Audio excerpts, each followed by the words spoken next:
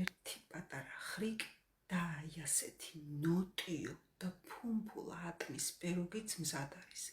ნახეთ რა ნოტიოა, ვიდეოშიც ჩანს რომ არის ნამცვარი ნოტიო და ფუმფულა. პირველ რიგში სანამ დავიწყებ მომზადებას, ნახევარი საათით ადრე დავჭრი 2 ცალ ატამს, ცოტა სუქანი ნაჭრები მიყვარს, მოუხდება კიდეც, ატამი არის ძალიან ტკბილი, მოვაყარე 2 სუფრის კოვოსი შაქარი და გადავდგი გვერდზე. შემდეგ 3 კვერცხი, ციკვი მარილი, 200 გრამი შაქარი და 1 შეკვა ვანილი ავთქვიფე კარგად გათეთრებამდე და შაქრის გალღობამდე.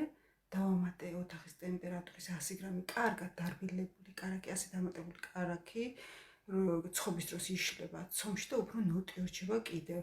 ასევე დავამატე 200 გრამიანი ჭიქით მაწონი. ქვილი დავამატე მე 3 ჭიქა, შეიძლება 2 ჭიქა ნახევარი დაგჭირეთ, ბოლომდე არ ჩაუსვათ, მოიტოვეთ ხოლმე, გააჩნია კვერცხის ზომასაც, ქვილის ხარისსაც.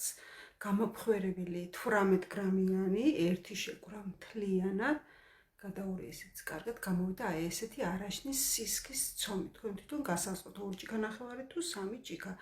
და აგრეთვე დავამატე 1 ატამი გათლილი და კუბიკებად დაჭრილი. ჩავასხი ყალიბში, მოვალაგე თავზე დაჭრილი ატამი ლამაზად, თქვენ როგორც გაგიხარდებათ. ეს წვენი შევინახე. ნახეთ რამდენი წვენი მორჩა და გამოვაცხე გახურებულ ხუმელში 180 გრადუსზე. გამომცხვარ პიროგს მოვასხი ფრთხილად მორჩენილი სიროპი გადავანაწილე. კარგად შევდგი ისე 2 წუთით ხუმელში და ბოლოს მოვაყარე შაქრის პუდრი. გემრიელად მივთვით.